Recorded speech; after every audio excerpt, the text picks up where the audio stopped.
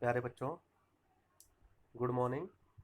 हम class 4 subject EVS का हम चैप्टर नंबर 10 पढ़ने जा रहे हैं, अब्दुल इन द गार्डन।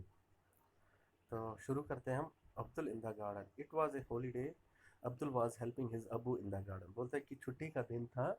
अब्बू अपने पिताजी की मदद कर रहा था किसमें? गार्डन में। गार्डन किसे बोलते हैं बच्चों? बगीचे को।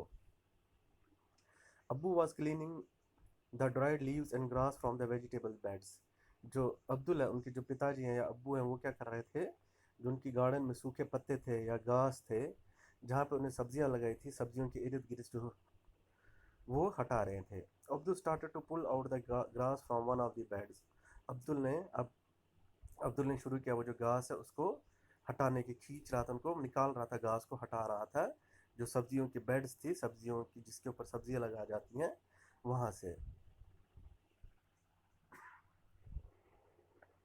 He found that it was not easy to pull out even the small grass. उसको पता उसने उसने पाया या उसको पता लगा कि ये आसान नहीं है, ये छोटी छोटी घास को निकालना आसान नहीं है। His hands become red by the effort. उसके हाथ हाथ क्या हो गए बच्चों? उसके हाथ, उस जो कोशिश कर रहा था निकालने की, घास निकालने की कोशिश कर रहा था, तो उसके हाथ क्या पड़ गए? लाल पड़ गए। In trying to pull out grass, घास को निकालने के लिए, Abdul knocked down a stick that was surrounding the pea plant.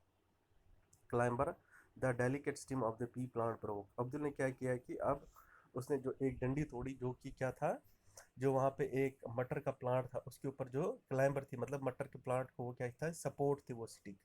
The delicate stem of the pea plant broke. जैसे ही उसने वो वहाँ से उसकी जो स्टिक निकाली, जो उसके पी प्लांट के साथ जो सपोर्ट में स्टिक थी, तो क्या हुआ? उसके साथ ही जो पी प्लांट, जो मटर का प्लांट है, उसकी क्या हो गई? एक टहनी टूट गई। Abbu said, why are you pulling the grass. Abbu ने कहा कि तुम ये घास क्यों खींच रहे हो? The roots of the grass are strong. जो रूट्स है इस ग्रास की, जो जड़ें हैं, वो बहुत है, क्या है? मजबूत है। You will have to dig them out. तुमको क्या करना पड़ेगा? उनको खोद के ही निकालना पड़ेगा। Abdul carefully dug out the plant. Abdul ने बहुत ही ध्यान से वो प्लांट क्या कर दिया उन्होंने? उसको डग आउट, मिट्टी से बाहर निकाल दिया।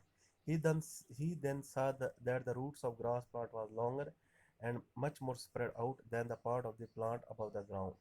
और उसने देखा कि जो ग्रास प्लांट था, जो उन्होंने निकाला था, जड़ के समेत जो निकाला था, उसने देखा कि जो उसके जड़ थे, वो एक तो वो क्या थे? वो जड़ क्या थे? बड़े बड़े थे, लंबे जड़ थे। And much more spread out than the parts of the plant above the ground. और जितना प्लांट ग्राउंड के ऊपर फैला था, उससे ज़्यादा उसकी रूटें, उसकी जो जड़ है, ज़मीन के अंदर फैल गई थी। The stick was stuck in the ground fell very easily. It was difficult to pull out a small grass. Why? बोलते हैं कि जो स्टिक थी वो क्या हो गई? ग्राउंड में आसानी से गिर गई। It was difficult to pull out a small grass. Why? कि वो जो छोटी छोटी घास है, उसको निकालना बहुत ही मुश्किल है। क्यों? Do all plants have roots. क्या जितने भी सारे प्लांट्स हैं, उनके रूट्स, जड़ होते हैं? Look at some plants and trees around you.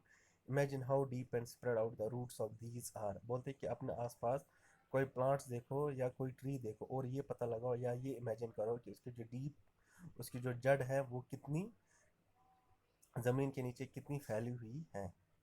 After 3 days Abdul saw that one broken part of the pea plant has dried. अब अब्दुल ने देखा कि जो एक टूटी हुई टहनी या जो एक टूटी हुई ब्रांच थी उस मटर के प्लांट की, वो क्या गई थी? सूख गई थी। Guess which part would have dried up, why? और ये पता लगाओ कि कौन सा हिस्सा सूख गया था और क्यों। तो थैंक यू बच्चों, आज क्लास में इतना ही पढ़ेंगे। नेक्स्ट क्लास में हम आगे का चैप्टर पढ़ेंगे।